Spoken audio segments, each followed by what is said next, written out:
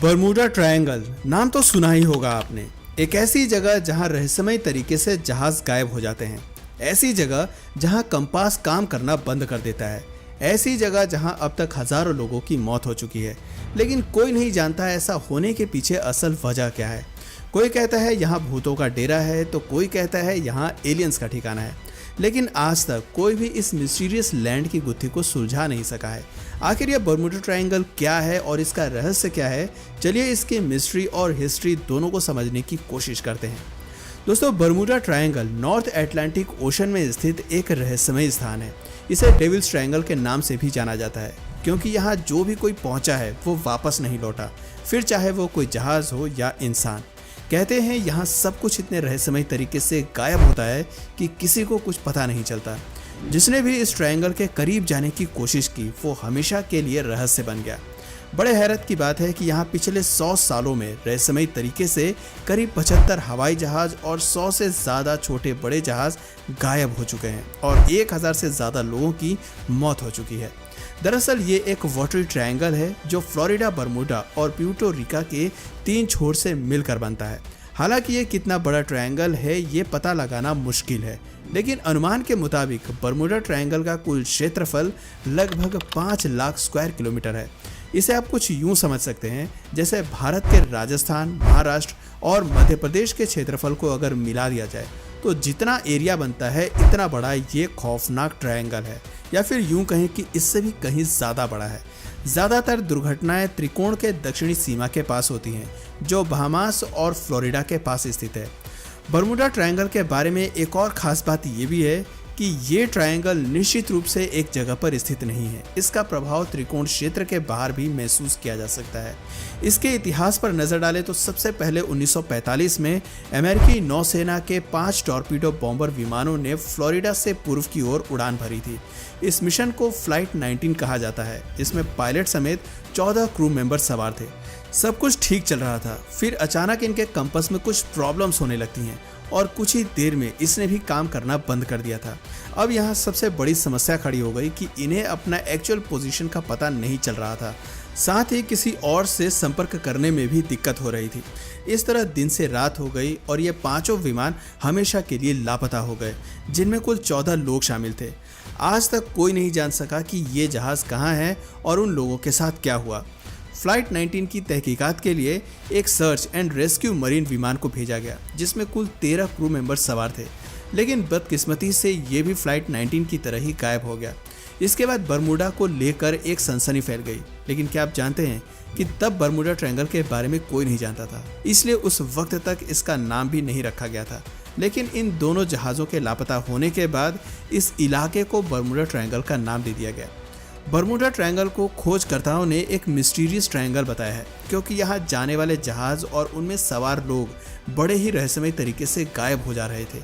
ऐसे में लोगों के बीच इस ट्रायंगल को लेकर एक खौफ पैदा हो गया।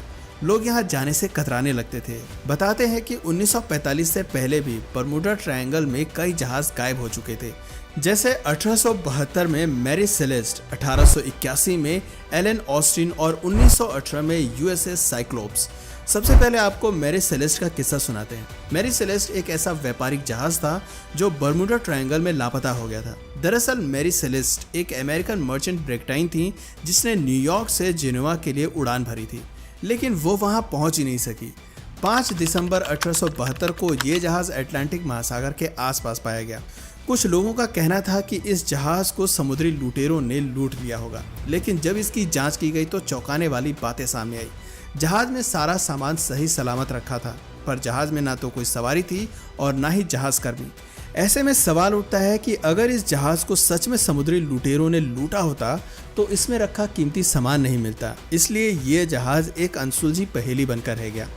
एलन ऑस्टिन 1881 में फिर से यहाँ एक और जहाज लापता हो गया जिसका नाम था एलन ऑस्टिन। ये जहाज न्यूयॉर्क के लिए रवाना हुआ, जो बरमूडा ट्रायंगल के पास रास्ते में अचानक गायब हो गया। जब इसकी खोज की गई तो इस पर सवार एक भी इंसान का कोई अता पता नहीं चला। USS cyclops 1918।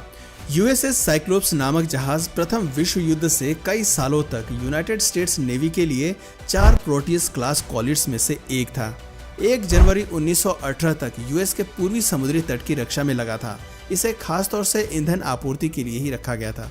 कहते हैं कि गायब होने से पहले इस जहाज में 306 यात्री और चालक दल सवार थे। जैसे ही ये जहाज बर्मुडा ट्रायंगल के नज़दीक पहुंचा, अचानक लापता हो गया। हैरानी की बात है कि जिस समय यह हादसा हुआ उस दिन मौसम बिल्कुल साफ था, लेकिन अचानक जहाज कहाँ गायब हो गया किसी को कुछ पता नहीं चला। यहाँ तक कि जहाज में सवार लोगों का भी कोई अता पता नहीं मिला। अमेरिका के इतिहास में इस जहाज का गायब होना और इसमें सवार एक भी इंसान की खबर न लगना किसी मिस्ट्री से कम नहीं है। लेकिन दोस्तों, ये सभी घटनाएं इतनी पुरानी हैं कि इनकी पुख्ता जानकारी किसी के पास नहीं है, इसलिए इन्हें महज कविंदत या कहानी बताकर टाल दिया जाता है। खैर, चलिए आगे बढ़ते हैं। आपको बता दें कि बर्मुडा ट्रायंगल वाले इलाके को और भी कई नाम दिए गए हैं, जैसे ग्रेवयार्ड ऑफ द अटलांटिक यानी कि अटलांटिक का कब्रिस्तान, सी ऑफ डूम यानी कि कयामत का सागर और सरगेसो ग्रेवयार्ड आदि। इस तरह के नामों का इस्तेमाल 18वीं और 19वीं सदी में किया गया था, मगर बर्मुडा ट्रायंगल नाम पहली बार 1964 में यूज किया गया। इसके पीछे भी एक दिलचस्प स्टोरी है। दरअसल एर्गोसी नाम की एक मैगजीन थी और उसमें विंचेट एच गैडीज नाम के एक व्यक्ति ने लेख लिखा था। और पता है उस आर्टिकल का नाम क्या था? The deadly Bermuda triangle. बताते हैं कि इस लेखक ने बर्मुडा ट्रायंगल नाम का इस्तेमाल करते हुए यहाँ पिछले वर्षों में होने वाली कई गतिविधियों का उल्लेख किया था, लेकिन इनमें इस बात का जिक्र नहीं था कि ऐसा किस वजह से होता है, विमानों और लोगों के गायब होने के पीछे का कारण क्या है। बहरहाल लेखक ने इस स्थान को रहस्यमयी बताया और कहा कि यहाँ कुछ तो अलग है, जिसकी वजह से बर्मुडा में हर चीज़ गायब हो जाती है। कहते हैं कि इस आर्टिकल की वजह से बर्मुडा उस वक्त काफ़ी पॉपुलर हो गया, यहाँ तक कि इस पर कई किताबें भी लिखी गई और फिल्मों का निर्माण भी किया गया। चलिए आपको बताते हैं कि बर्मुडा ट्रायंगल को लेकर अब तक क्या क्या दावे किए जा चुके हैं। ऐसा माना जाता है कि बर्मुडा ट्रायंगल के बारे में सबसे पहले सूचना देने वाले क्रिस्टोफर कोलंबस ही थे।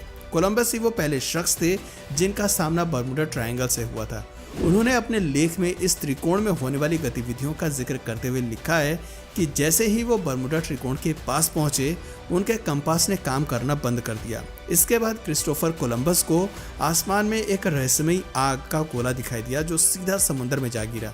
कुछ लोगों ने दावा किया है कि यहाँ एक भंवर बनता है, जबकि कुछ कहते हैं कि ये सब एलियंस की करामात है, ये रास्ता एलियंस बेस तक जाता है। तो वहीं कुछ का मानना है कि यहाँ समुद्र के नीचे एक बड़ा सा सी मॉन्स्टर रहता है। यहाँ अदृश्य शक्तियाँ विद्यमान हैं, जिसकी वजह से यहाँ अजीब तरह की घटनाएं घटती हैं। वहीं दूसरी ओर वैज्ञानिकों का मानना है कि इस क्षेत्र में भौतिकी के कुछ नियम बदल जाते हैं, जिस कारण ऐसी दुर्घटनाएं होती हैं। लेकिन हैरानी की बात यह है कि तमाम तरह के शोध और जांच पड़ताल के बाद भी इस नतीजे पर नहीं पहुंचा जा सका है कि आखिर गायब हुए जहाज का पता क्यों नहीं लग पाया। उन्हें आसमान निगल गया या समुद्र। दुर्घटना की स्थिति में भी मलबा तो मिलता ही है, लेकिन यहाँ गायब हुए जहाज़ों और विमानों का मलबा तक नहीं मिला। It's very strange. हालांकि वैज्ञानिकों ने हार नहीं मानी और उन्होंने बर्मुडा ट्रायंगल पर अपनी रिसर्च जारी रखी।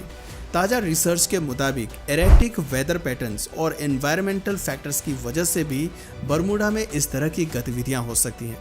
बर्मुडा ट्रायंगल के आसपास के मौसम पर शोध कर वैज्ञानिकों ने ये पता लगाया कि इस ट्रायंगल के ऊपर तेज हवाएं चलती हैं और इनकी रफ्तार 170 मील प्रति घंटे तक रहती है।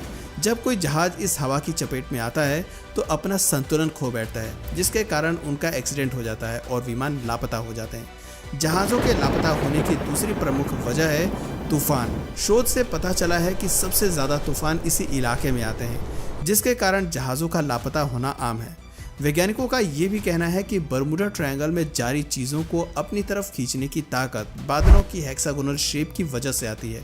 ये बादल एयर बम बनाते हैं, यानी हवा में बम ब्लास्ट जैसी ताकत पैदा करते हैं।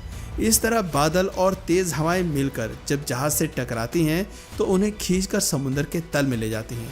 वहीं एक एक्सपर्ट का दावा है कि चट्टानें इस रहस्य को समझा सकती हैं।